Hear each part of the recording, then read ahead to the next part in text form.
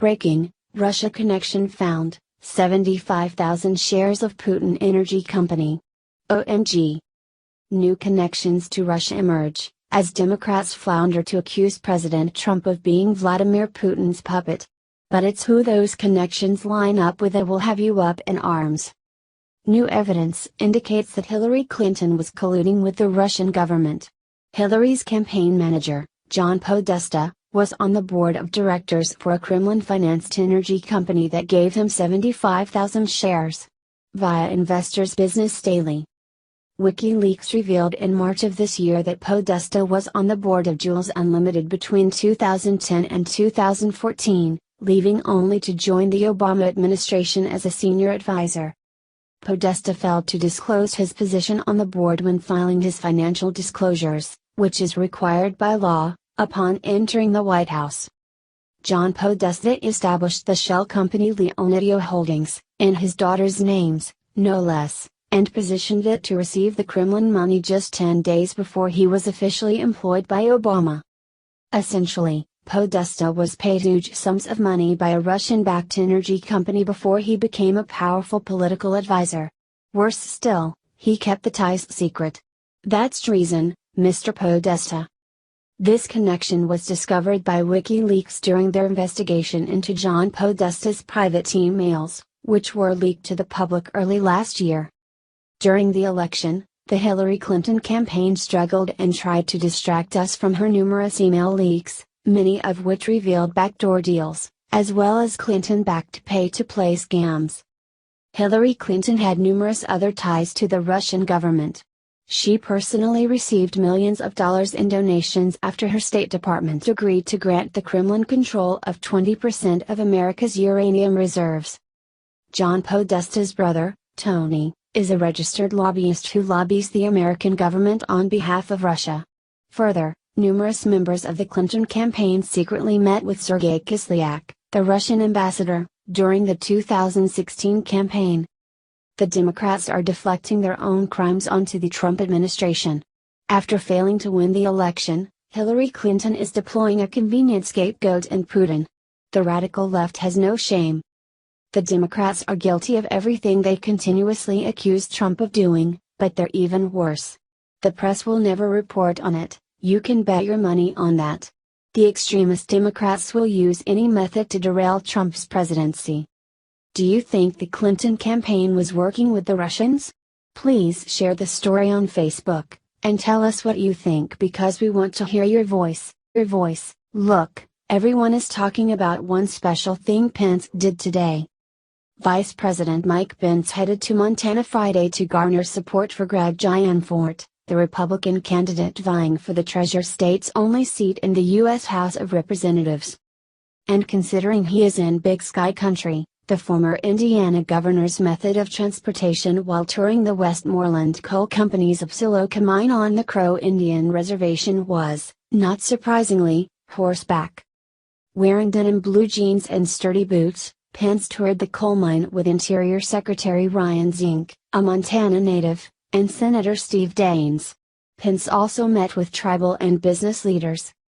Thank you to Crow Nation tribal leaders for an incredible horseback tour of Absaroka mine with @Steve Daines and @Secretary Zink, the vice president tweeted, along with photos of himself saddled up. In another tweet, he quoted former President Ronald Reagan. Outstanding afternoon, he wrote. I've often said there's nothing better for the inside of a man than the outside of a horse. President Reagan. Riding on horseback isn't the only outdoor activity the vice president has planned. Before he leaves the state on Sunday, he said he may go fishing and dip his feet into a river, the Associated Press reported. What do you think about this comment below? Fox News exec making sickening attack on Jesse Waters, watch how he responds. It's frightening to see the executives who run Fox News sabotaging their own network. The chaos began when former Fox News chair Roger Ailes, who provided a guiding voice for the network, was let go. Since then, there have been a string of controversies that have cost them some of their top hosts. Now that 21st Century Fox CEO James Murdoch has taken over, he has fired both legendary host Bill O'Reilly and Bill Shine, who is the network's co-president. Some fear Murdoch has chosen Fox News contributor Jesse Watters as his next target, but he won't go down without a fight. Bill O'Reilly will be appearing on a political comedy tour called the Spin Stops Here Tour together with conservative Saturday Night Live legend Dennis Miller. Watters had been scheduled to appear together with O'Reilly, but Fox News executives are pulling contract string to prevent him from joining. "We're going to do the tour," O'Reilly said recently on his podcast. "Miller and Watters and me." Now, Fox News executives are jumping on a recent statement Watters made as an excuse to smear him. "I don't really get what's going on here, but I really liked how she was speaking into the microphone," Watters commented about Heike's appearance at an event in Germany. Liberals called this comment an oral sex joke, though Watters denies that claim. As far as we know, Watters is still planning to do the tour as a show of support for O'Reilly. What do you think of his decision? Trump's on high alert after massive discovery was just made on his property overnight. Now we know who did it. President Trump has been doing an amazing job since he was inaugurated and took office. Despite the opposition working against him, he has been doing exceptionally well, achieving all the goals he said he had on the campaign trail. However, that does not stupid people from doing downright stupid things. Liberals have taken every opportunity they can to protest the presidency, even riot at times. Whether it was after he won or now. A group of protesters and demonstrators spelled out the word resist so that it was big enough that planes could see it at the President's Trump National Golf Club in Rancho Palos Verdes, California. They used 30-foot tall letters. The indivisible group called Indivisible San Pedro took responsibility for the prank. The group told CBS 2 in Los Angeles, California that they protested for a specific purpose. The purpose of the protest was to call for a special prosecutor to investigate Donald Trump's ties to the Russian government during the 2016 presidential campaign and whether the foreign country had any influence in our election. This issue has become especially prominent in the media since the Senate Oversight and Intelligence Committees have been holding hearings on it, as well as the recent firing of Federal Bureau of Investigation Director James Comey. California Representative Adam Schiff said the following about the possible connections. By firing Comey, Trump again has caused the public to wonder whether there is more here than meets the eye. To the long list of questions about his former national security advisor, his attorney general's flawed testimony before the Senate, and his campaign's contacts with Russia, we must now add one more: why, really, did the president fire James Comey? St. Louis Indivisible has said.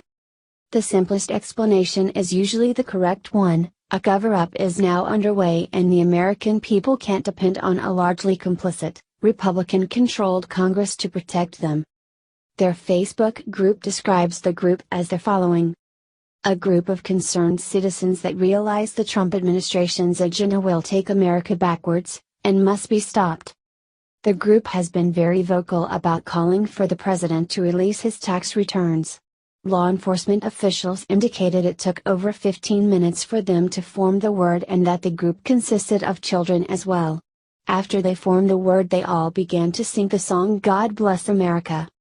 Los Angeles County Sheriff's deputies were called to break up the protest, but they simply watched from the balcony and did not interject. The protest continued. Most likely because the protesters were in a public park next to the golf course and not on private property. This is very similar to another situation back in March where environmental activists snuck onto the Trump National Golf Club and carved the following words into the grass in large 6-foot lettering: "No more tigers, no more woods." They asked for information leading to the capture of those who vandalized their property and even offered a $10,000 reward. But nothing was ever found out and the activists turned vandals weren't captured. The silliest part of it all is that if they really cared about doing what they call resisting, they would go out there and make a difference. They would run for town councils and school boards in their towns. They would volunteer at soup kitchens and clinics in need. They would run for political office or work on campaigns for people they want to get elected. This little protest does nothing to effect any change they say they want. All it is a childish display. Not to mention the poor example it sets for the young children that were notably present at the protest. Protests and riots have led to hundreds of thousands of dollars in city damages. Washington, D.C. is a perfect example where property was destroyed after the Women's March and the Climate March. The United States deserves unity, it deserves better than this behavior. These people are doing nothing more than bringing shame to our country with their actions. They should be proud that President Trump has brought respect and dignity back to the White House. He is making America great again. Breaking, shocking discovery just made on 2 flights filled with Somali refugees. President Trump has made it clear through both his words and actions that cracking down on immigration is a #1 priority to him. ICE has been doing raids for some time which have led to many illegal immigrants being arrested. He has also jump-started border wall funding. A new illegal immigrant development has revealed some interesting facts. The Obama administration never took immigration reform seriously. They continuously treated our country like it had an open door. Which is what laid the perfect road for someone like Donald Trump to come along. When President Obama was in office, he only deported 170 Somali illegal immigrants in the span of his last 2 years in office. After breaking immigration laws in the United States, shockingly 72 Somalis and 5 Kenyans were deported back to their home countries. Midnamo Information Center reported this information and that ICE is the one who carried out the orders. All of them were transported to their home countries via private plane to the Jomo Kenyatta International Airport this past Friday morning.